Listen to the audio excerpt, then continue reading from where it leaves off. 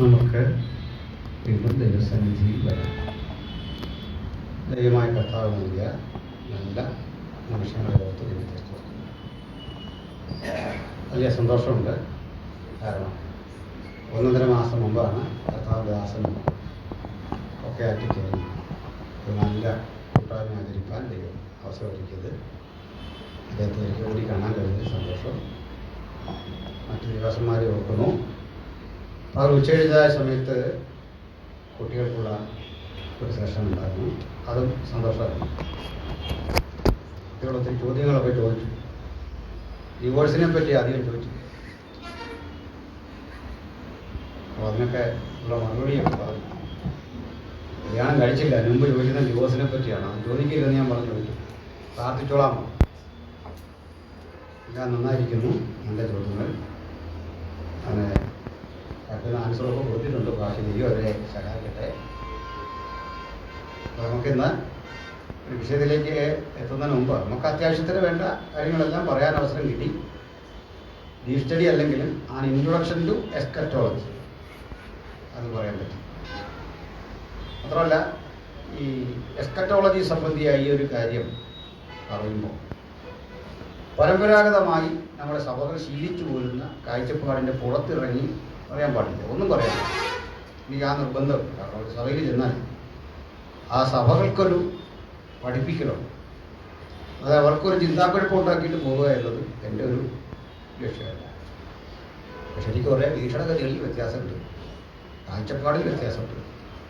അത് ഗഹനമായി പഠിക്കാൻ താല്പര്യമെടുക്കുന്ന ഇടങ്ങളുണ്ട്. അത് അങ്ങനെ തന്നെ പറയണം എന്ന് പറയുന്ന സന്ദർഭങ്ങളിൽ അത് വിശദീകരിക്കാറുണ്ട്. അങ്ങനെയാണ്. അപ്പോൾ അതിലൊന്ന് ആലോചിക്കാറില്ല, ഞാൻ പ്രീ ട്രിപ്പാണോ പോസ്റ്റ് ട്രിപ്പാണോ ഇങ്ങനെ ചോദ്യമുണ്ട്. ഞാനിത് രണ്ടുമല്ലെന്നുള്ളതാണ് വസ്തുതാപരമായ യാഥാർത്ഥ്യം. ബഹുമാനപ്പെട്ട കാനോച്ചൻ, സാജു മാത്യു, സായിച്ചാൻ, ഇങ്ങനെ കേരളക്കരയിലെ ഏറ്റവും സവിശേഷമായി ബൈബിൾ പഠിച്ച ദൈവദാസന്മാർ ഫോളോ ചെയ്യുന്ന ഒരു മെത്തഡോളജി ഉണ്ട്, അല്ലെങ്കിൽ ഒരു വ്യൂ ഉണ്ട്. ആ വ്യൂവാണ് ഞാൻ ഫോളോ ചെയ്യും. അതിനും ചില വ്യത്യാസം ഉണ്ടാവും. റാപ്ചർ സംബന്ധിച്ച്, റെഗുലേഷൻ സംബന്ധിച്ച്, പെർസിക്യൂഷൻസ് ആൻഡ് സഫറിങ്സ് ഒക്കെ സംബന്ധിച്ചുള്ള കാഴ്ചപ്പാട്. ഞാൻ അത്തരം വിഷയങ്ങളിൽ ഞാൻ എംഫസൈസ് ചെയ്യാതെയും പ്രത്യാശയെ തൊട്ടുനിർത്തുന്ന ചില കാര്യങ്ങളാണ് പറഞ്ഞിട്ടുള്ളത്. അതിനുള്ളിൽ തന്നെ ഇരിക്കാനാണ് താല്പര്യപ്പെടുന്നത്. അവിടെ കുട്ടികളുടെ ഇടയ്ക്കൊരു ചോദ്യങ്ങൾ ചോദിച്ചു. ചിലര് പിതാവ്, പുത്രൻ, പരിശുദ്ധാത്മാവ് എന്നതിനെ പറ്റി പറയുന്നത് ടീച്ചിങ്സ്, വൺനെസ് ടീച്ചിങ്സ് ആണ്. എന്നാൽ ട്രിനിറ്റി ഇതിൽ നിന്ന് എങ്ങനെ വ്യത്യസ്തമായിരിക്കുന്നു എന്നൊരു ചോദ്യവും വേണമാണ്. അപ്പോൾ പൊതുപ്രയോജനത്തിന് വൈകിട്ടത്തെ സെഷനിൽ പറയാമെന്നും ഞാൻ അവിടുന്ന് ആരംഭിക്കുക. സന്തോഷമല്ലേ? നിർഭാഗ്യവശാൽ നമ്മുടെ മലയാളത്തിൽ ഇറങ്ങിയ പുസ്തകങ്ങളിൽ അധികവും, പഴയ പുസ്തകങ്ങളിൽ അധികവും ഈ ട്രിനിറ്റി അല്ല എഴുതിയിരിക്കുന്നത്. എന്നാൽ ഇംഗ്ലീഷ് ഇറക്കിയിട്ടുള്ള ഗ്രന്ഥങ്ങളിൽ ട്രിനിറ്റി അവർ കൃത്യം എക്സ്പ്ലെയിൻ ചെയ്തിട്ടുണ്ട്. അത് കറക്റ്റാണ്.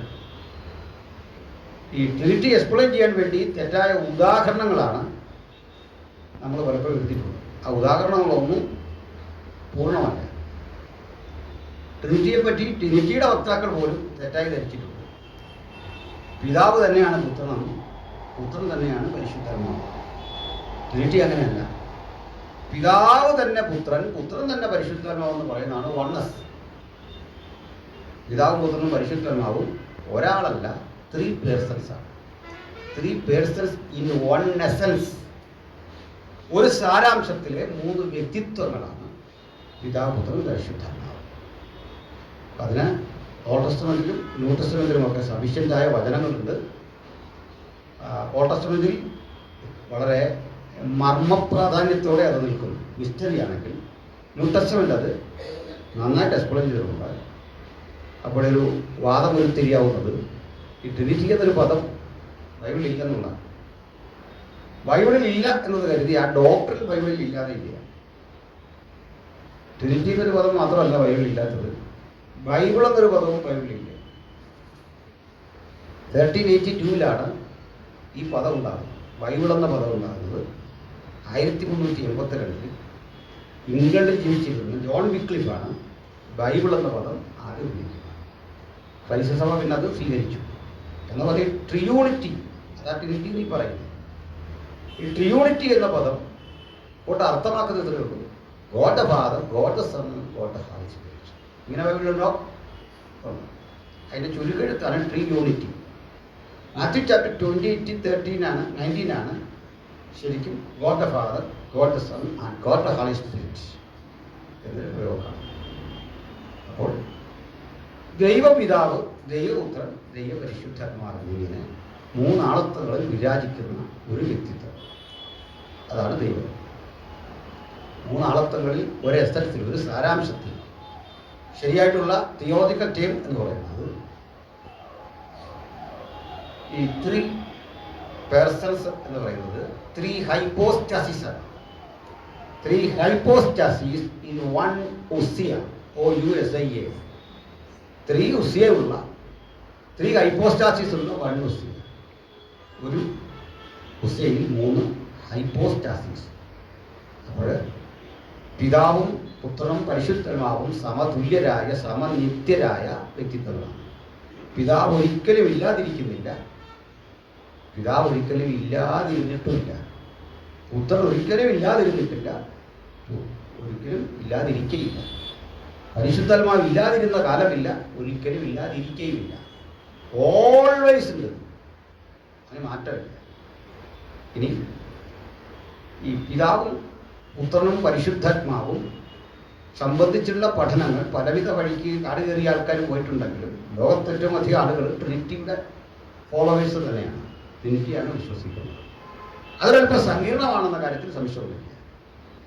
ഇത് മാത്രമല്ല, തിങ്സ് റിലേറ്റഡ് ടു ഗോഡ് എല്ലാം സങ്കീർണമാണ്. ഹെവൻ നിങ്ങൾക്ക് ഗ്രാസ്പ് ചെയ്യാൻ വലിയ പാടാണ്. ഹെൽ, സെക്കൻഡ് കമ്മിങ്, ഇതെല്ലാം തന്നെ കോംപ്ലക്സ് ആയിട്ടുള്ള വലിയ സബ്ജക്റ്റാണ്. അത് ദൈവത്തിൻ്റെ കാര്യത്തിൽ മാത്രമല്ല, ദൈവത്തിൻ്റെ കാര്യം തീർച്ചയായിട്ടും സങ്കീർണമാകും.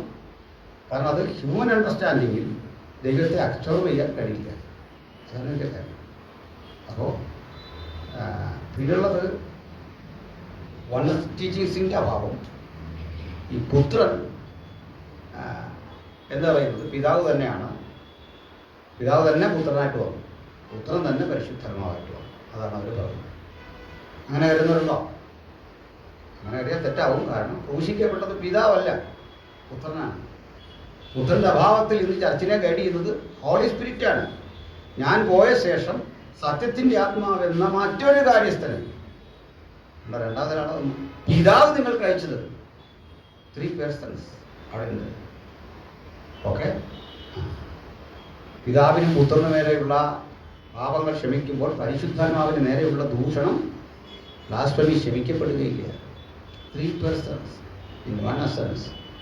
അപ്പോൾ പിന്നുണ്ട് പിതാവിനെ കുറിച്ച് പറയുന്നത് നിത്യപിതാവെന്നാണ്, അല്ലേ?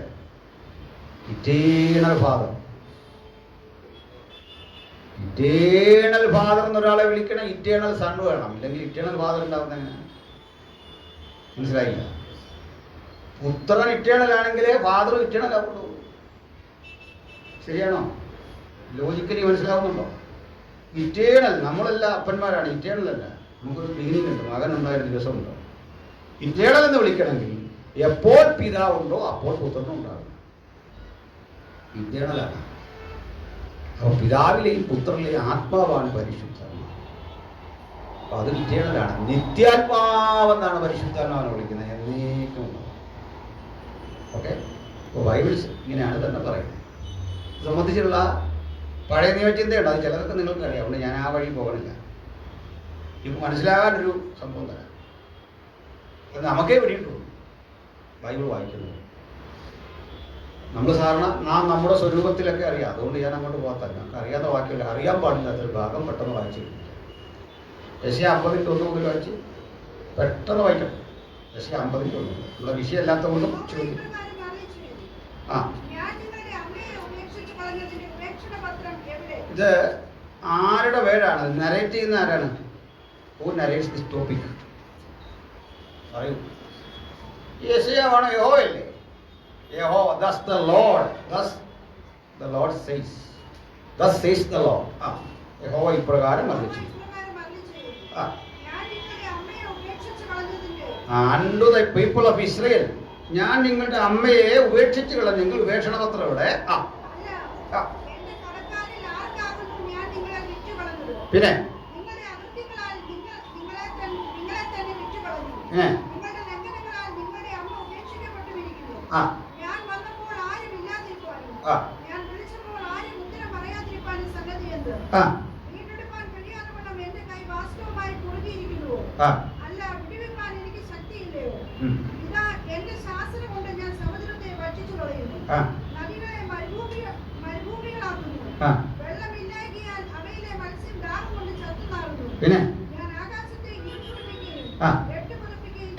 പിന്നെ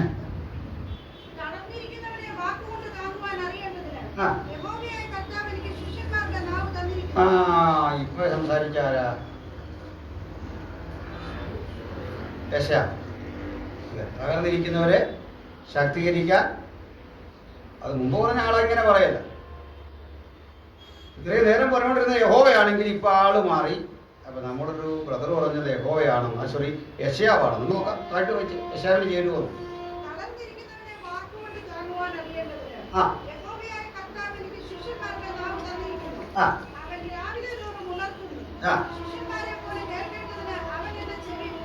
പിന്നെ പിന്നെ പിന്നെ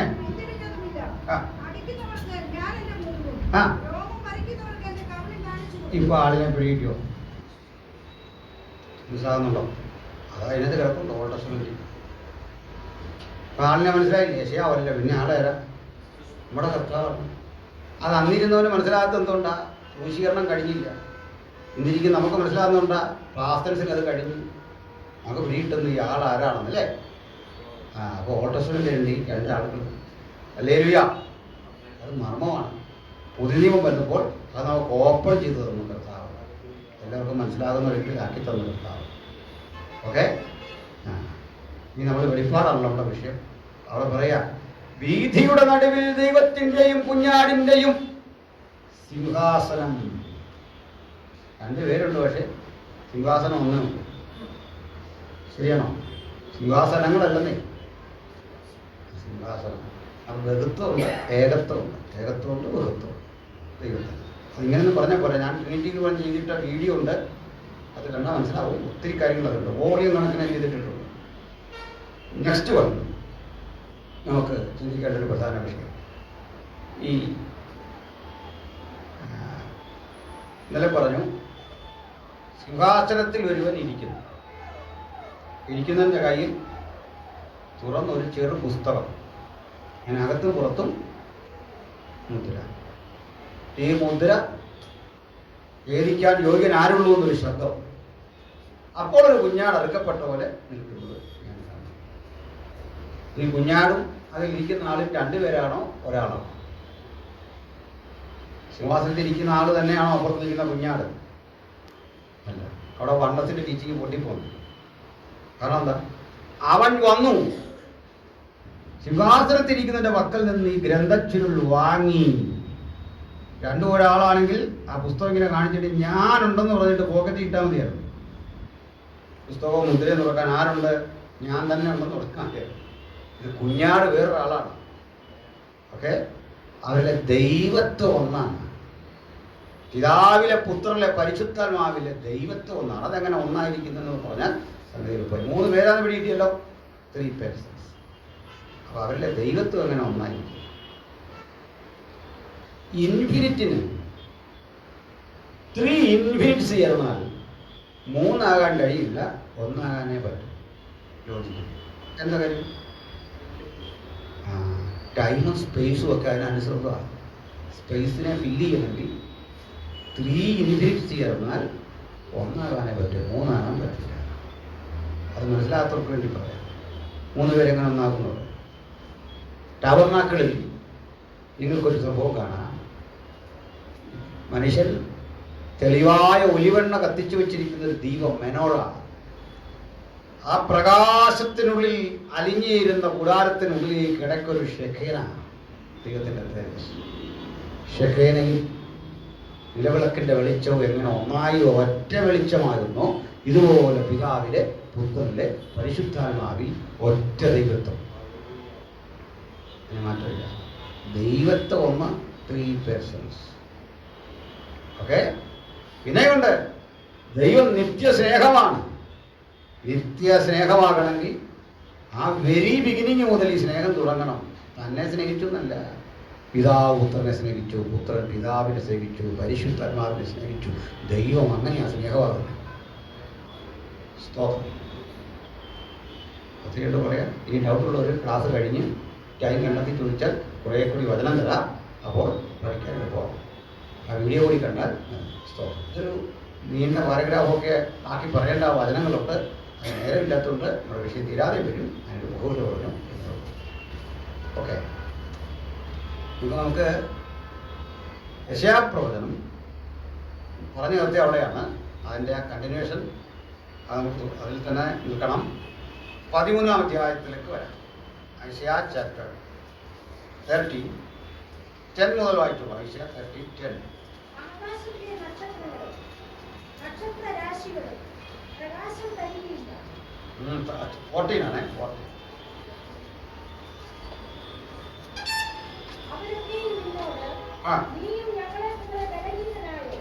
ഒരു കാര്യം ചെയ്തോ, നമുക്കതിൻ്റെ 9 മുതൽ വായിച്ചു.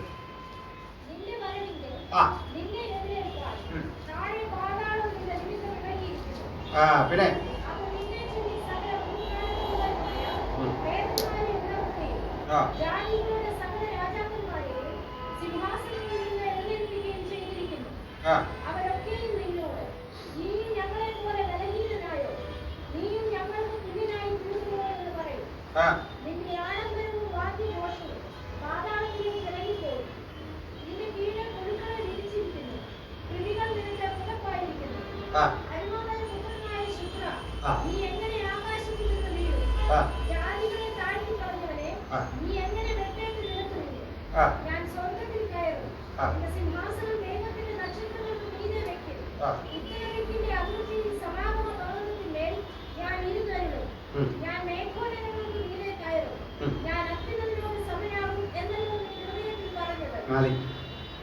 ഇത് പറഞ്ഞാൽ നമ്മൾ നിർത്തിയേ.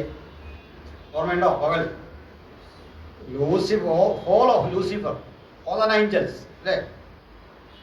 ഇതെപ്പോഴാണ് സംഭവിച്ചത്? ഫോളൻ ഏഞ്ചൽസിൻ്റെ അല്ലെങ്കിൽ വീണുപോയ ദൂതന്മാരുടെ ആ സ്ഥിതിവിശേഷം അല്ലെങ്കിൽ ആ സംഭവം, ആ ഇൻസിഡന്റ് എപ്പോഴാണ് ഉണ്ടായത്? അവ എന്നാ വീണതെന്ന്? ലൂസിഫറാൻ്റെ അതേ ദിവസം വീണല്ലോ. അതെന്താണെന്ന് അത് കേട്ടില്ലേ? ലൂസിഫർ കൂട്ടരും ആരാധിച്ചു കൊണ്ടിരുന്നു. അത് എസെക്കിയേൽ 28 ആസ്പദമാക്കി നമ്മൾ പറയാറുണ്ട്. എന്നതാണ് സോർ രാജാവിനെ കുറിച്ചൊരു വിലാപം കഴിച്ച് അവനെക്കുറിച്ച് പറയേണ്ടതെന്നാൽ, നിന്നെ തീർത്ത നാളിൽ നിന്നിലുള്ള തടങ്ങളുടെയും കൂടുകളുടെയും പണി പൊന്നുകൊണ്ടുള്ളതായിരുന്നു. മറയ്ക്കുന്ന ഗരൂപേ, നിന്നെ ഞാൻ ദേവപർവ്വതത്തിൽ എത്തിയിരുന്നു. നിന്റെ സാഹസത്തിന്റെ പെരുപ്പ നിമിത്തം അന്തരംഗം ഗർവിച്ചു. ദൈവം നിന്നെ അഗ്നിമയ രഥങ്ങളുടെ മധ്യയിൽ നിന്ന് മുടിച്ചു കളഞ്ഞു. ആ സംഭവത്തെ യെശയ്യാ ഇവിടെ കോറിലേറ്റ് ചെയ്യുകയാണ്. അപ്പോൾ ഫോളൻ ഏഞ്ചൽസ് പ്രപഞ്ച ഭൂമിയുടെ സൃഷ്ടിക്ക് മുമ്പേ ഒരു വീഴ്ച, ഒരു പതനം സംഭവിച്ചെന്നും ഒക്കെ നമുക്ക് ഏതാണ്ടൊരു ഗ്രാഹ്യമുണ്ട്. ശരിയല്ലേ? കുഴപ്പം എന്താണെന്ന് വെച്ചാൽ ചില വാക്കുകൾ പറഞ്ഞു തന്നു ചേരിയത്. ആ പൊരുത്തമില്ലാത്ത വാക്കുകളാണ് ഞാൻ തന്നത്. വർഷങ്ങൾക്കപ്പുറത്ത്, ആദംഭവമാർക്കപ്പുറത്ത് പ്രപഞ്ചത്തിൽ ആദ്യം പാവം കിടന്നത് ഫോളൻ ഏഞ്ചൽസ് നിമിത്തമാണെന്ന് നമ്മൾ കേട്ടിട്ടുണ്ട്. അത് സത്യവുമാണ്, ഒരു മാറ്റമില്ല. പക്ഷെ ഈ പറയുന്ന വാക്യങ്ങളിൽ ഒരു പ്രശ്നം എന്തൊക്കെയാണെന്ന് കേട്ടോ. ഇവനെ വെട്ടിയിടുമ്പോൾ നിന്റെ വരവിങ്കിൽ നിന്റെ എതിരേൽപ്പാൻ താഴെ പാതാളം ഇളകിയിരിക്കുന്നു. അത് നിന്നെ ചൊല്ലി സകല ഭൂപാലന്മാരുമായ പ്രേതന്മാരെ ഉണർത്തുകയും ജാതികളുടെ സകല രാജാക്കന്മാരും സിംഹാസനങ്ങളിൽ എഴുന്നേൽപ്പിക്കുകയും ചെയ്തിരിക്കുന്നു. ഇതാരാണ് ഈ ജാതികളുടെ സകല രാജാക്കന്മാരും? ഫോളൻ ഏഞ്ചൽസ് അങ്ങോട്ടേ അവ വീഴുമ്പഴി ഉണ്ടായിരുന്ന ആ ജാതികളുടെ രാജാക്കന്മാരാരാണ്?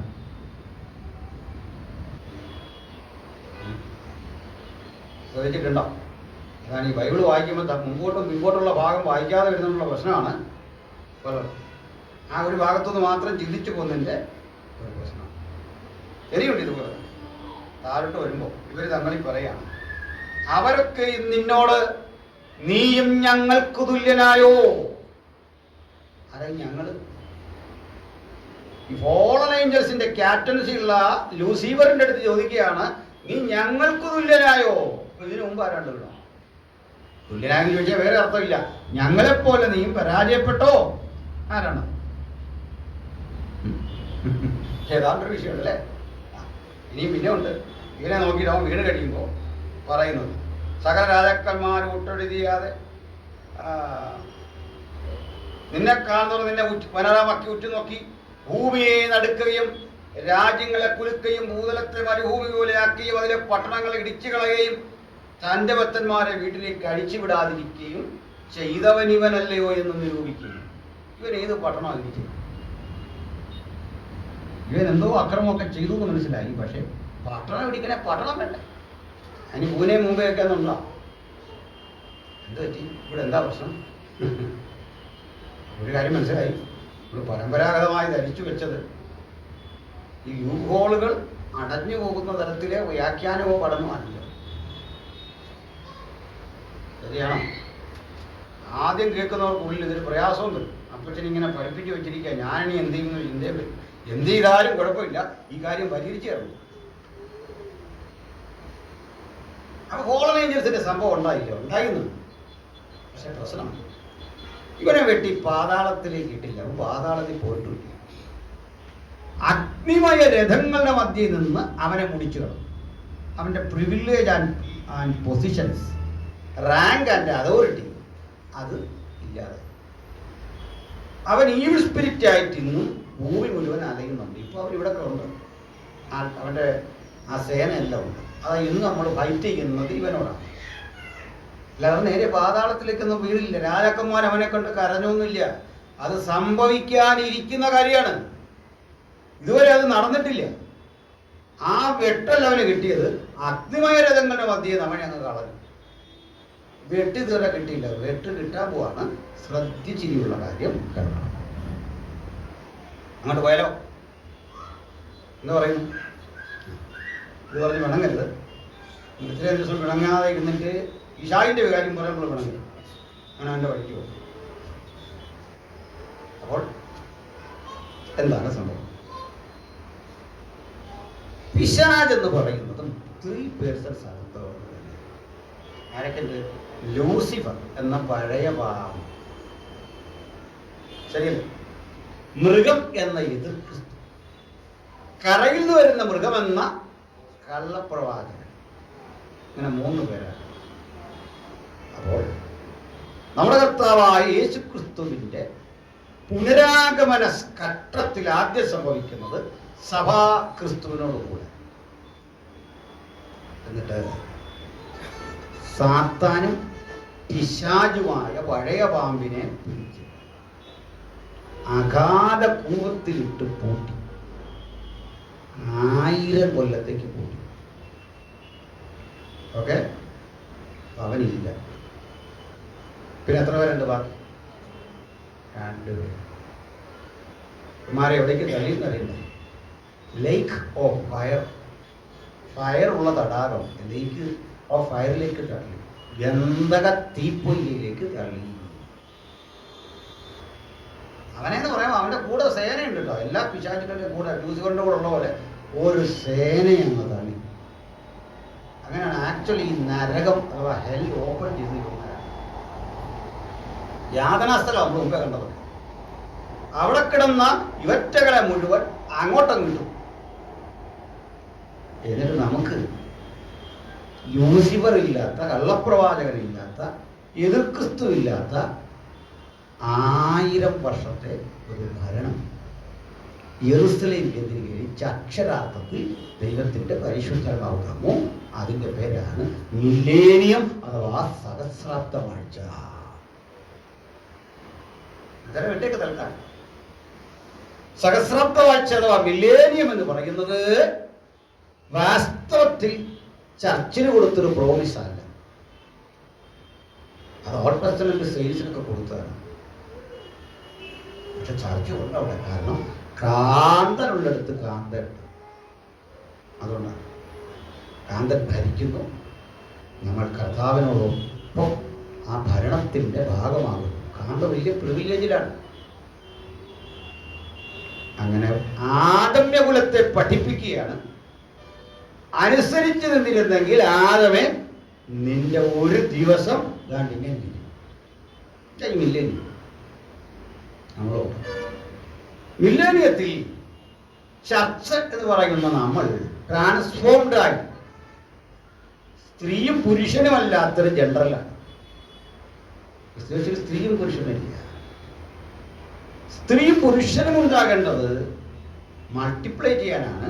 നിത്യതയിൽ ഈ 1000 ആണ്ട് വാഴ്ച മുതൽ അങ്ങോട്ട് ചർച്ചിന് അത്ര പ്രൊഡക്ഷൻ ആവശ്യമില്ല. ഓക്കെ, ആ വചനം കൃത്യം പറയുന്നു, പുനരുദ്ധാന ശരീരികൾ വിവാഹത്തിന് കൊടുക്കുന്നുമില്ല, വാങ്ങുന്നുമില്ല. നമ്മൾ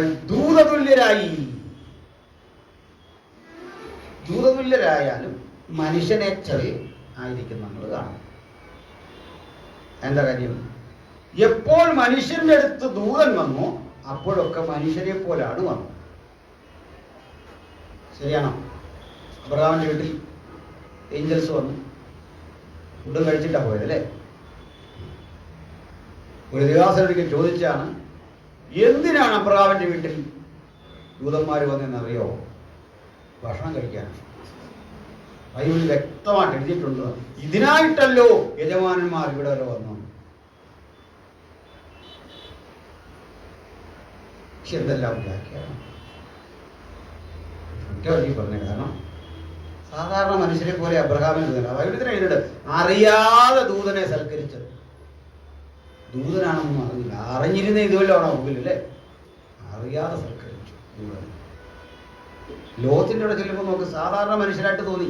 അതിന് ആ അധർമ്മികൾ വന്ന് അങ്ങനെ ചോദിക്കുമ്പോഴും സമ്മതിക്കാതിരിക്കുന്നതിന്റെ കാര്യം മനസ്സിലായി. സാധാരണ മനുഷ്യൻ. ഏഞ്ചൽസ് ഏത് ഘട്ടങ്ങളിലും വരുന്നത് പുരുഷഭാവത്തിലാണ്. ഓക്കെ, ബൈബിളിൽ ഏഞ്ചലോസ്, ദൂതൻ, മാലാഖ എന്ന് പറഞ്ഞാൽ ആരാ? നമ്മളിന്ന് പെൺപിള്ളേർക്കാണ് ഏഞ്ചലോസ് എന്ന പേരിടുന്നത്. ആ പേര് പെൺപിള്ളേർക്കിടാൻ പറ്റിയ പേരല്ല മക്കൾ. കാരണം OS ending always masculine gender in Greek. OS തീർന്നാൽ മാസ്കുലിൻ ജെൻഡറാണ്. ഓക്കെ, ഏഞ്ചൽ എല്ലാം ആരാണ്? പുരുഷ രൂപവും പുരുഷഭാവമുള്ള ദൂതഗണങ്ങളാണ്. വ്യക്തമാണോ? പുരുഷഭാവം.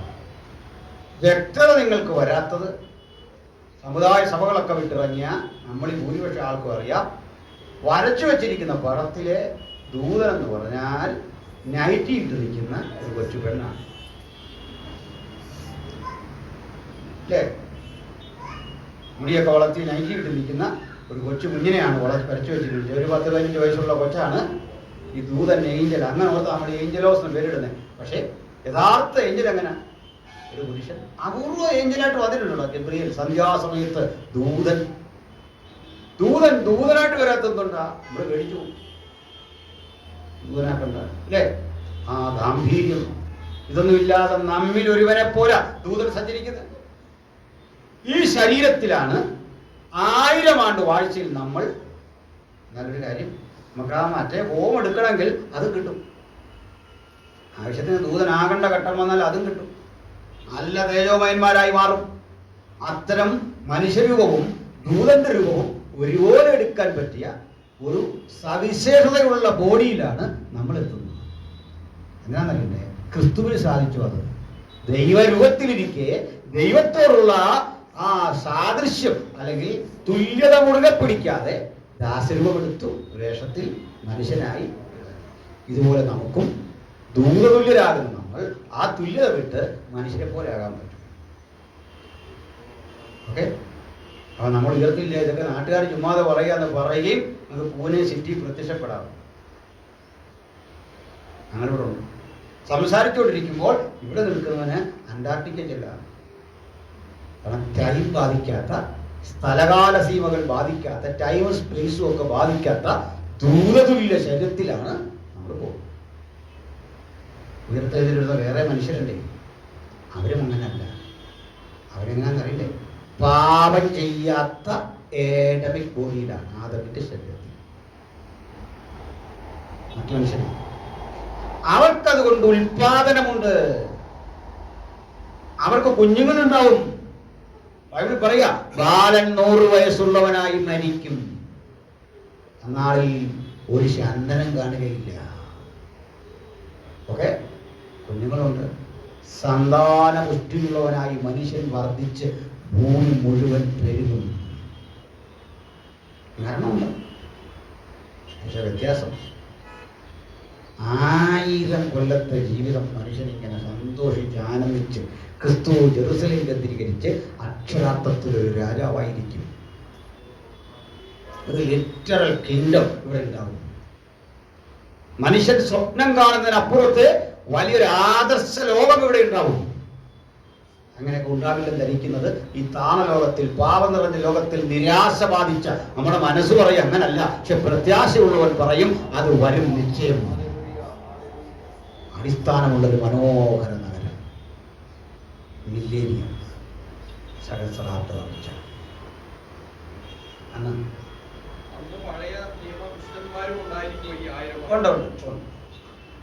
ഇസ്രായേൽസ് ഹോൾ ഉണ്ടായി. പിന്നെ പല ആളുകളുണ്ട്, അതിൽ വരുന്നവർ ഒത്തിരി ഉണ്ട്. അതിൽ ഈ പ്രമാണമൊന്നും കേൾക്കാതെ മരിച്ചു പോയവരുണ്ട്. നമ്മുടെ പ്രസംഗമൊന്നും കേൾക്കാതെ മരിച്ചു പോയി കഴിഞ്ഞാൽ ഞങ്ങളുടെ മനസാക്ഷി അവർക്കൊരു പ്രമാണം. അതുകൊണ്ട് ഒരുത്തനെ എങ്ങനെ നരകത്തിൽ വിടാമെന്നല്ല ദൈവം നോക്കുന്നത്, കഴിവത് രക്ഷിക്കാൻ. ദൂരനല്ല ദൈവം, അവിടെയുണ്ട്. മനസാക്ഷിയുടെ പ്രമാണത്തിന് പ്രതി പ്രമാണം കേൾക്കാതെ നശിച്ചു പോയത് അങ്ങനെ ഒത്തിരിയുണ്ട്. ചെറിയ തെളിവുകളൊക്കെ അവരിലുണ്ട്. നമുക്ക് അനുവദനീയമായ കാര്യമേ പറയാൻ പറ്റൂ. ഇനി അവിടെ ചെന്നായും കുഞ്ഞാടും ഒരുമിച്ച് മേഞ്ഞു. ഏതന്യ സംസ്കാരവും സംവിധാനവും അവിടെ പുനഃസ്ഥാപിക്കും. ഒരു ഏകന നമ്മളവിടെ അനുഭവിക്കാൻ പോകുന്നു. അന്ന് മരുഭൂമി ഉദ്യാനമാണ്, എല്ലാം വാസയോഗ്യമാണ്. പക്ഷെ ഇതുമല്ല ദൈവത്തിൻ്റെ പൂർണ്ണത. അത് നിത്യതയാണ്. നിത്യത അല്ലിത്. അതിൻ്റെ മുമ്പിലേക്കുള്ള ഒരു ചെറിയ വാർപ്പിന്റെ സ്ഥലം മാത്രമാണ്. ഞാൻ പറഞ്ഞു, ഇത് സഭയുടെ വാഗ്ദത്തമല്ല, പണ്ട് തമ്പുരാൻ വാഗ്ദാനം ചെയ്തതാണ്. ദീർഘായുസ് കൊണ്ട് ഞാൻ അവനെ തൃപ്തി വരുത്തും. അതായി കാണും. നീതിമാനേക്കും ഭൂമിയിൽ വസിക്കും. ഇതൊക്കെ തന്നെയാണ്. ഈ ഭൂമി വിഭവം ചെയ്താണ്. ഇനി നമുക്കുള്ളതല്ലെന്ന് ഞാൻ തീർത്ത് പറഞ്ഞില്ല. നമുക്കുള്ള നമ്മളുണ്ടല്ലോ അവിടെ. പിന്നെ ഇതൊരു അഡീഷണൽ ബോണസാണ്. നമ്മൾ എന്താണെന്ന് അറിയുന്നത്, കോടാനുകോടികളുടെ ആസ്തിയുള്ള ഒരു രാജകുമാരൻ, ചെറ്റക്കുടിലെ വൃദ്ധനായ ചേരി നിവാസിയായ ഒരു പെണ്ണിനെ ഇഷ്ടപ്പെട്ട് വിവാഹം കഴിച്ചു. പറ്റിച്ചൊന്നുമല്ല, ഇഷ്ടപ്പെട്ടു. സൗന്ദര്യമില്ല, പഠിപ്പില്ല, വിവേകമില്ല, വിദ്യാഭ്യാസമില്ല, അറിവില്ല, സമ്പത്തുമില്ല. ഹൃദയം തുറന്ന് അവളെ സ്നേഹിച്ചു. അവൾക്ക് വല്ലാത്ത കടപ്പാട്. ഈ സുമുഖനെ, ഈ സുന്ദരനെ, ഈ കോടികൾ ആസ്തിയുള്ളവനെ, സ്നേഹം മാത്രമുള്ളവനെ, വഞ്ചനയില്ലാത്തവനെ, നിഷ്കളങ്കനെ എനിക്കെങ്ങനെ കിട്ടി? നന്ദി ഹൃദയത്തോട് അവൾ ഇരിക്കുമ്പോൾ അവളെ അമ്പരപ്പിച്ചുകൊണ്ട് അവൾക്ക് വേണ്ടതെല്ലാം അങ്ങോട്ട് കൊടുത്തു.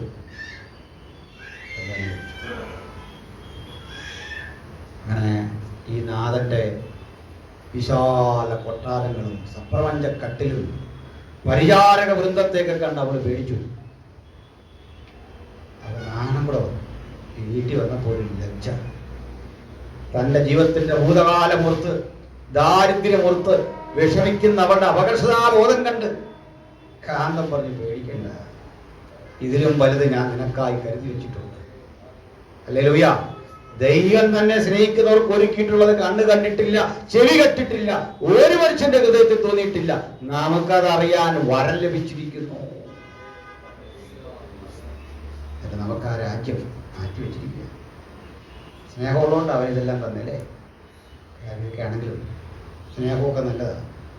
പക്ഷേ ഇവരോടുള്ള സ്നേഹത്തിന്റെ പ്രതീകമായി ഈ കാന്തൻ ചെയ്യേണ്ട ഒരു മര്യാദ, അവളുടെ ആ ചേരിയിൽ, ആ ചെറ്റക്കുടിയിൽ ഒരു ദിവസമെങ്കിലും ഈ മനുഷ്യൻ കഴിയണം. വേണം. അവൻ ആ തയ്യാറെടുത്തപ്പോൾ അവള് പറയാ, അയ്യോ വരരുത്, ശുദ്ധമില്ല, ഭംഗിയില്ല, ആകർഷണീയമല്ലേ? ഇവിടെ വരല്ലേ? ദൈവത്തിൻ്റെ സാന്നിധ്യം അറിഞ്ഞവരൊക്കെ ദൈവത്തോട് ഒരിക്കലെങ്കിലും പറയും, അയ്യോ വരരുതേ, ഞാൻ അശുദ്ധനായ മനുഷ്യൻ. പത്രോസ് ഒരിക്കൽ പറഞ്ഞു, നാഥാ ഞാൻ അശുദ്ധനാ, എന്നെ വിട്ടു പോകണമേ. പോയോ?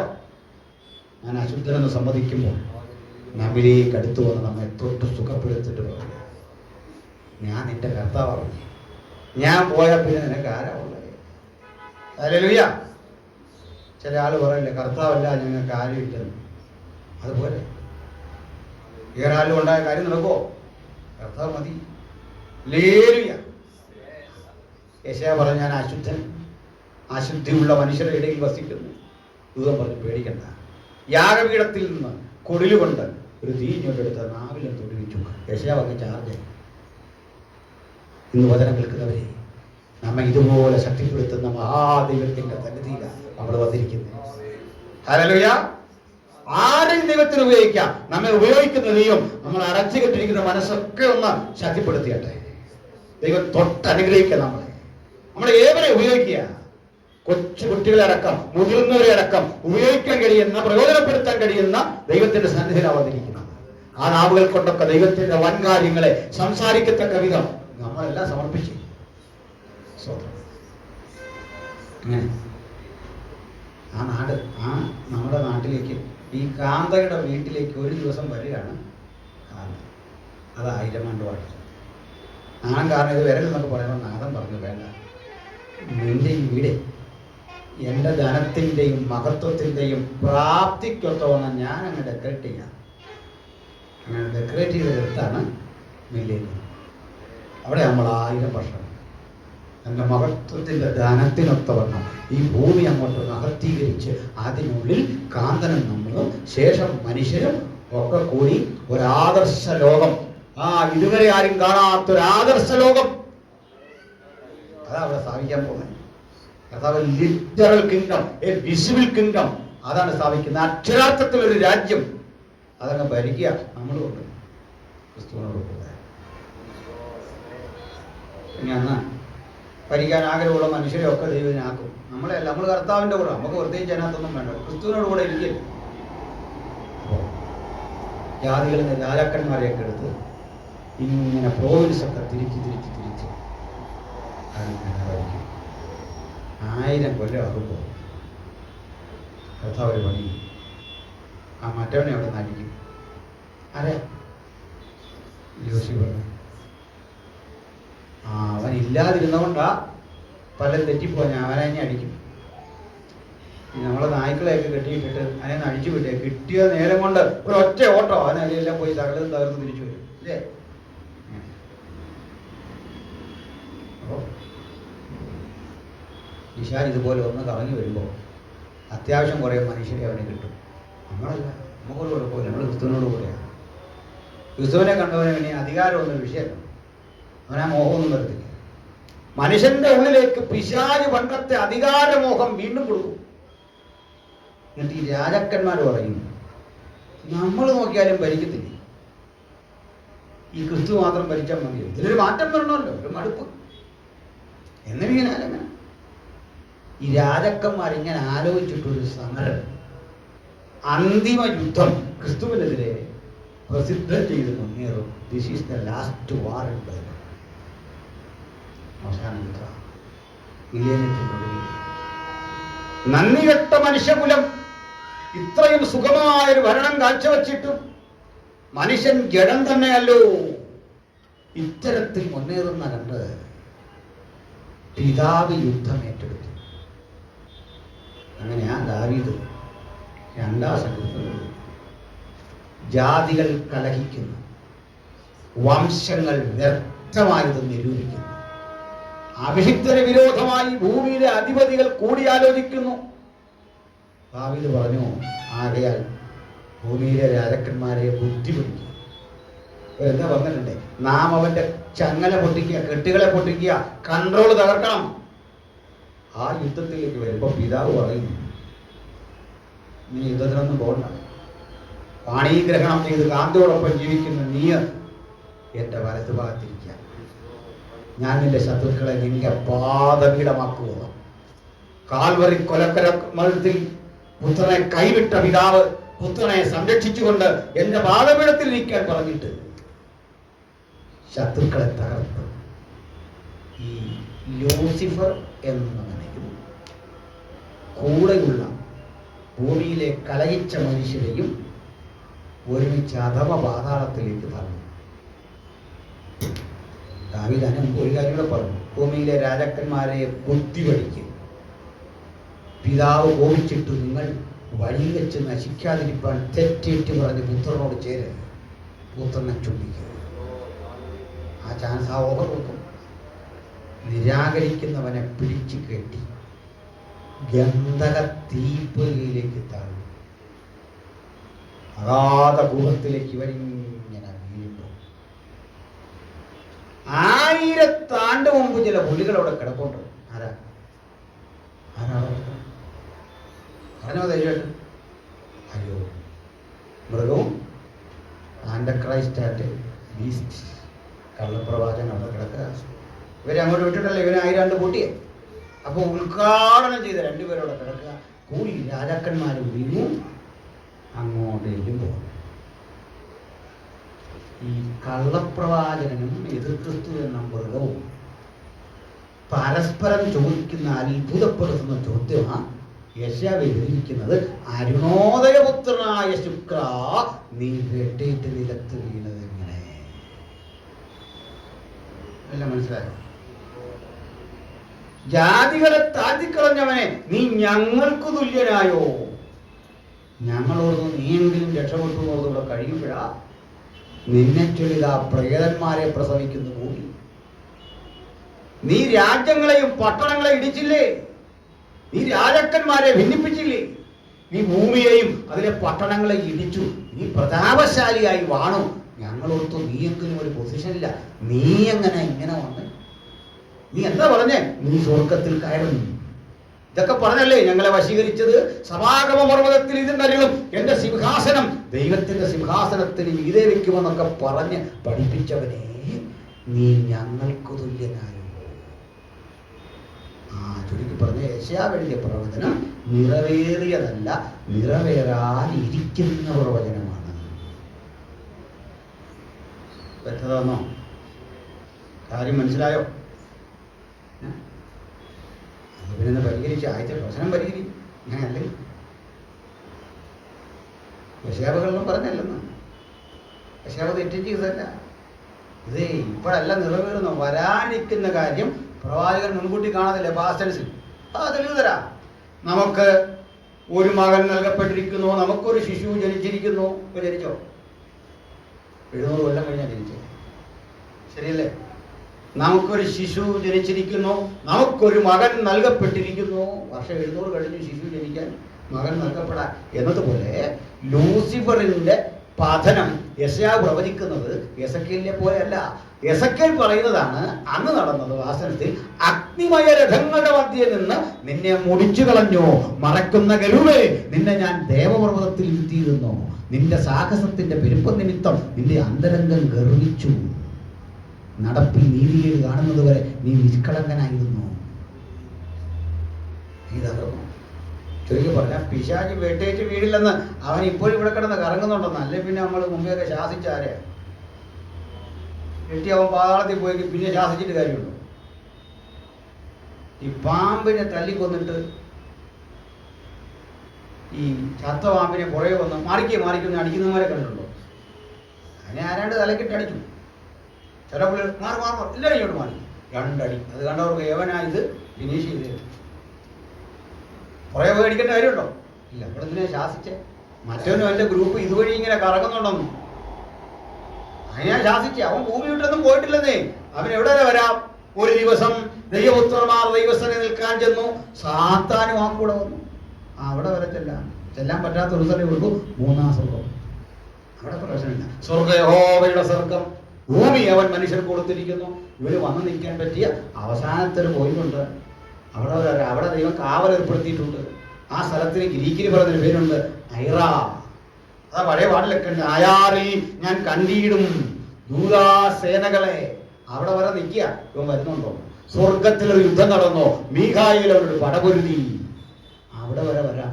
അവിടെ നിന്നിട്ടാണ് ഇങ്ങനെ സംസാരിക്കുന്നത്. അപ്പോഴാ ദൈവം ചോദിക്കുന്നത്, എൻ്റെ ദാസനായ ഇയ്യോബിൻ്റെ മേൽ നീ ദൃഷ്ടി വെച്ചുവോ? അവിടെ വരാം. അവൻ അവിടെ മുതൽ ഭൂമിയിലെല്ലാം കിടന്ന് കറങ്ങ. അവന് വേണ്ടി പിശാചിനും അവൻ്റെ സന്തതിക്ക് ഒരുക്കിയ ലേക്ക് ഓഫ് ഫയറിലേക്ക് പോകണം. ആ ലേക്ക് ഓഫ് ഫയർ ഓപ്പൺ ചെയ്യുന്നത് മൃഗവും കള്ളപ്രവാചകനും. അവരെ പിടിച്ചു കെട്ടി ഗന്ധക തീപ്പൊയ്കയിലിട്ടു. 1000 ആണ്ട് കഴിയുവോളം അവരോട് 1000 ആണ്ട് കഴിഞ്ഞിട്ട് അടച്ചിട്ട ലൂസിഫറിനെ തുറന്നു വിട്ടവൻ 1000 ആണ്ട് വാഴ്ചയിൽ ഉള്ള ജനാവലിയെ ചിലരെ തെറ്റിച്ച് ഏറ്റവും ശക്തിമത്തായ ഒരു യുദ്ധത്തിന് വരുന്നു. ആ യുദ്ധത്തിനൊടുവിൽ പിശാചിനെയും അവൻ്റെ അനുഗാമികളെയും പിടിച്ചു കെട്ടി ന്യായം വിധിച്ച് ഗന്ധകത്തീപ്പൊയ്ത് കളഞ്ഞു. അപ്പോൾ ഇവിടെ നിന്ന് 1000 ആണ്ട് മുന്നമേ അവിടെ പോയി കിടക്കുന്ന കക്ഷികളും അനുഗാമികളുമുണ്ട്. അവർ പറയും, അരുണോദയപുത്രനായ ശുക്ര, ഓ മോണിസ്റ്റ, നീ എങ്ങനെയാണ് ലൂസിഫർ, നീ എങ്ങനെയാണ് വെട്ടേക്ക് നിലത്തിരിക്കുന്നത്? ഈ ജാതികളെ താഴ്ത്തിക്കളഞ്ഞില്ലേ? രാജാക്കന്മാരെ തോൽപ്പിച്ചില്ലേ? ഭൂമിയെയും അതിൻ്റെ പട്ടണങ്ങളെ ഇടിച്ചില്ലേ? അന്ന് നീ ഞങ്ങളോടൊക്കെ പറഞ്ഞൊരു വാഗ്ദാനമുണ്ടായിരുന്നു, ഒരു ദിവസം ഞാൻ സ്വർഗത്തിൽ കയറും, എൻ്റെ സിംഹാസനം അത്യുന്നതന്റെ സിംഹാസനത്തിൻ്റെ മീതെ വെക്കും, ഞാൻ അത്യുന്നതനോട് സമനാകും എന്നത്രേ നീ ഹൃദയത്തിൽ പറഞ്ഞത്. നീ ഞങ്ങൾക്ക് തുല്യനായോ? മനസ്സിലാവുന്നോ? കാര്യം മനസ്സിലായോ? പോയിട്ട് ബൈബിളൊക്കെ വായിച്ചെങ്കിലേ ഈ സാധനം ഇതുപോലെ മനസ്സിലാവുള്ളൂ. നമ്മൾ പണ്ടേ ഗ്രഹിച്ചു വെച്ച കുറേ കാര്യങ്ങളുണ്ട്. ആ കാര്യങ്ങളിനകത്ത് ഇങ്ങനെ ചിന്തകൾ മുഴച്ചു നിൽക്കും, ഉത്തരവില്ലാതെ നിൽക്കും. ഇതൊക്കെ ആരാന്ന് പറയേണ്ടി വരും. ഇപ്പോൾ ഇത് പ്രശ്നം പരിഹാരമായി, കാര്യം എളുപ്പമായി. ഐസയ എന്താ ഫോർട്ടോൾഡ് ചെയ്യുകയാണ്. തിങ്സ് ടു കം, വരാനിരിക്കുന്ന കാര്യം പാസ്റ്റൻസിൽ പറയുകയാണ്. കണ്ടതുപോലെ സംസാരിക്കുക, സംഭവിച്ചതുപോലെ സ്ഥാപിക്കുക. ആശയാവിന് അതിനുള്ളൊരു വൈഭവം ഞാൻ മുൻകൂട്ടി പറഞ്ഞു. നമുക്കൊരു ശിശു ജനിച്ചിരിക്കുന്നു, ഒരു മകൻ നൽകപ്പെട്ടിരിക്കുന്നു. യേശുവിനെ കുറിച്ച് യെശയ്യാ പ്രവചിച്ച് 7 നൂറ്റാണ്ട് കഴിഞ്ഞപ്പോഴാണ് കന്നി ഗർഭിണിയായി ഒരു മകനെ പ്രസവിച്ചത്. ഇതുപോലെ ലൂസിഫറിന് സംഭവിക്കുന്ന പതനം മുൻകൂട്ടി യെശയ്യാ പ്രവചിച്ചത് നടന്നില്ല. നടക്കാനിരിക്കുന്ന പ്രവചനം. എത്രതാണോ നമ്മൾ വന്നു 19 അധ്യായം 20 അധ്യായം വരെ. അപ്പോൾ വെളിപ്പാട് 21 1000 ആണ്ട് വാഴ്ച ഇല്ലേ? ഓക്കെ, ഇല്ലേനത്തിൻ്റെ ഒടുവിൽ ഒരു ഉയർപ്പം. ആരുടെ ഉയർപ്പം? സകല ദുഷ്ടന്മാരുടെ ആദ്യം മരിച്ചുപോയി എന്ന് കരുതുന്ന ദുഷ്ടനാണ് കയീൻ. കയീൻ മുതൽ മരിച്ചുപോയ ദുഷ്ടന്മാരുടെ ഉയർപ്പാണ് ഇവിടെ. അവർ വന്നിരിക്കണം വെള്ളസിംഹാസനത്തിലെ ന്യായവിധി നമുക്കുണ്ടോ? നമുക്ക് മുമ്പേ കഴിഞ്ഞു. നമ്മൾ ചേർക്കപ്പെടാം. സഭ ചേർക്കുന്ന എപ്പോഴാണ്? കർത്താവിന് 2ാം വരവിൽ അല്ലേ? മരിച്ചവർ അക്ഷരാർത്ഥികൾക്കും ജീവനോടെ ശേഷിക്കുന്ന നമ്മൾ രൂപാന്തരപ്പെടും. അതിന് പ്രകൃതിയിൽ ഒരു ഉദാഹരണം 1 Corinthians 50-ാം അധ്യായത്തിൽ 15-ാം അധ്യായത്തിൽ കാണാം. എന്താണെന്ന് അറിയില്ലേ? പണ്ട് നമ്മുടെ ഇയ്യോബ് ഒരു ചോദ്യം ചോദിച്ചു. ഇയ്യോബ് ഒരു സംശയം ചോദിക്കുക. ഒരു വൃക്ഷമായിരുന്നാൽ പ്രതീക്ഷയ്ക്ക് വകയുണ്ട്, പ്രത്യാശയുണ്ട്. അത് മുറിച്ചു വിട്ടാലും വീണ്ടും കിളുത്തു വരും. വെള്ളത്തിൻ്റെ ഗന്ധം കിട്ടിയാൽ മതി, അത് തകർന്നു. ഞാൻ എൻ്റെ വീടിൻ്റെ അടുത്തോട്ട് പോകുന്നിടത്ത് കുറേ പുല്ലും ചെറിയ തടിയും കാടുമൊക്കെ നിൽക്കും. എനിക്കിപ്പോഴും മോനെ കൊണ്ട് ഇതെല്ലാം വെട്ടും. പിള്ളേർക്ക് അത് വലിയൊരു ശല്യമാണ്. എനിക്കാണെങ്കിൽ ഇങ്ങനെ കിടക്കുന്ന ഭയങ്കര ബുദ്ധിമുട്ടാണ്. നമ്മൾ വെട്ടിയിട്ട് ഇതുപോലെ യോഗത്തിന് പോയിട്ട് തിരിച്ചു വരുമ്പോൾ ഈ മരം ഇങ്ങനെ നമ്മളോട് ഇങ്ങോട്ട് ചോദിക്കും, എങ്ങാണ്ട് വിശേഷം, ഒരുമാതിരി കളിയാക്കുന്നു. പഴയതിലും പ്രതാപത്തോട് ഇങ്ങനെ നിൽക്കുക. എന്താ? വെട്ടിവിട്ടാൽ അത് വീണ്ടും കൊടുക്കും. വെള്ളത്തിൻ്റെ ഗന്ധം കിട്ടിയാൽ മതി, അത് തളർന്നു കിട്ടും. എന്നിട്ട് യോഗം ചോദിക്കുക, പക്ഷേ പുരുഷനോ പ്രാണന വിട്ടാൽ പിന്നെ അവൻ എവിടെ? ഒരു വിളിയില്ലായിരുന്നു മനുഷ്യന്. മനുഷ്യൻ പ്രാണന വിട്ടാൽ പിന്നെ അവൻ എവിടെ? ഈ ചോദ്യം ചോദിച്ചപ്പോൾ പ്രകൃതിയിൽ നിന്നൊരു ഉദാഹരണം ഇവിടെ പൗലോസ് എടുത്തിട്ട് പറയുകയാണ്. അതേ ഒരു കാര്യം, ഒരു ഗോതമ്പ് മണി നമ്മൾ കൊണ്ട് വിതറുമല്ലോ, അല്ലെങ്കിൽ വിത്ത് പാകുമല്ലോ. നിങ്ങൾ പാകാനെടുക്കുന്ന വിത്തിനൊരു ഗുണമുണ്ടായിരിക്കണം, അതിൽ ഈ പച്ചപ്പ് പാടില്ല, അത് മുഴുവൻ ഉണങ്ങണം. പുകയത്തൊക്കെ വെച്ച് ഉണങ്ങി ഉണങ്ങി ഉണങ്ങി അതിൻ്റെ പ്രസരിപ്പും അതിൻ്റെ രക്താംശം ജലാംശം എന്നൊക്കെ നമ്മൾ പറയും, രക്തമല്ല, അതിൻ്റെ ആ വാട്ടർ കണ്ടന്റ് കംപ്ലീറ്റ് അബ്സോർവ് ചെയ്ത് കളയുമ്പോൾ അതവിടെ ഇരിക്കുക. അതിൻ്റെ ഉള്ളിൽ ഒരു ചെറിയ മണി നമ്മൾ കാണാനിരിക്കുന്നു. ഇങ്ങനെയുള്ള നെന്മണി കൊണ്ട് കുടിച്ചിട്ടാൽ അത് വീണ്ടും കിടക്കുന്നത് കണ്ടോ? ഇങ്ങനെ രസാവഹമായൊരു സംഭവം വർഷങ്ങൾക്ക് പുറത്തുള്ളത്. ഈജിപ്തിലൊരു രാജാവുണ്ടായിരുന്നു, ഫറവോ. ഇയാളുടെ മുഴുവൻ പേര് ടൂട്ടാങ്കമൻ എന്നായിരുന്നു. ടൂട്ടാങ്കമൻ. ഈ ടൂട്ടാങ്കമന്റെ കല്ലറയ്ക്കുള്ളിൽ പലതരം വസ്തുക്കൾ വെച്ച് അടക്കുന്നത്. ഫറവോയുടെ കല്ലറയിൽ സ്വർണം, ഭരണിയിൽ നിറച്ച രത്നങ്ങൾ, പത്മരാഗ കല്ലുകൾ, പവിഴമുത്തുകൾ, താമ്രമണിയും പീതരത്നം, വ്യത്യസ്തങ്ങളായ വസ്തുക്കൾ വെച്ച് അടക്കുന്നത്. ലോകത്തിലെ ഏറ്റവും എക്സ്പെൻസീവായ ശവമടക്കാണ് ഈജിപ്തിലെ ഫറവോയുടെ ശവമടക്ക്. ഇങ്ങനെ അടക്കുന്നത്. ആ കൂടെ സംസ്കരിച്ചുണക്കിയ പഴങ്ങളുണ്ട്. കാരണം രാജാവ് മരിച്ചതായിട്ടല്ല അവരുടെ സങ്കല്പം, പുതിയൊരു ലോകത്തിലേക്ക് ചെന്നു. ഇങ്ങനെയാ ധരിക്കുന്നത്. അങ്ങനെ ഇരിക്കെ ഒരു വട്ടം സയൻറ്റിസ്റ്റുകൾ ഈ കല്ലറയിൽ കിടന്ന് പഠനം നടത്തി. അവർക്ക് ആ കല്ലറയ്ക്കുള്ളിൽ നിന്ന് കിട്ടിയ കുറേ പയർമണികളുണ്ടായി. പരീക്ഷണാടിസ്ഥാനത്തിൽ ഇതുകൊണ്ട് പാടി അതിലെ പയർമണി. ആ പയർമണി ഇതാ വീണ്ടും കെടുത്തു. അർത്ഥം എന്താണെന്ന് 5000 വർഷം, ക്രിസ്തുവിന് 2500 കൊല്ലം, മൊത്തം എടുത്ത 5000-ലധികം വർഷങ്ങൾക്കപ്പുറത്ത് നിർജീവമായൊരു പയർമണി വീണ്ടും കേൾക്കുമെങ്കിൽ മരിച്ചവർ അക്ഷരാട്ട് നിൽക്കും. കർത്താവിൽ ഗോതമ്പ് മണി നിലത്ത് വീണ് ചാകുന്നില്ല എങ്കിൽ തനിയിരിക്കും. ചത്തുവെങ്കിലോ വളരെ ഫലം തരും. നിലത്തേക്ക് എറിയുന്ന വിത്ത് വീണ്ടും കിളുത്തു വരും പോലെ ദ്രവിക്കുന്ന വസ്തുവായി നമ്മൾ നമ്മുടെ പിതാവിനെ, മാതാവിനെ, വേണ്ടപ്പെട്ടവരെ മണ്ണിൽ കൊണ്ടടക്കും. അദ്രവത്വത്തിൽ ഉയർക്കും, അപമാനത്തിൽ വിതയ്ക്കും. ബഹുമാനത്തോടെ ആദരവോടെ ശക്തി ഉയർക്കും. ഉയർപ്പാണ് ക്രിസ്തീയ വിശ്വാസത്തിന്റെ പ്രത്യാശയുടെ കാതൽ. ഹല്ലേലൂയ. അതിന് കാലമത്ര കഴിഞ്ഞാലും മണിലുറങ്ങുന്ന ആ വിശുദ്ധന്മാർ ഇരിക്കെ പറ്റും. നമുക്കിടയിൽ സ്വാഭാവികമായിട്ട് വരുന്നൊരു കാര്യമാണ്, ഇപ്പൊ ഈ മരിച്ചു പോയവരൊക്കെ എവിടെ? ആദ്യം മനസ്സിലാക്കേണ്ടത് അവരെയൊന്നും നിൽക്കേണ്ട കാര്യം, അവർ നിൽക്കാൻ സ്ഥലമൊന്നും വേണം. എന്താ കാര്യം? ആത്മാക്കൾ ടൈമിനും സ്പേസിനും ബാധകമല്ല. ആത്മാക്കൾക്ക് അവർ ടൈമിന് അതീതമാണ്, സ്പേസിന്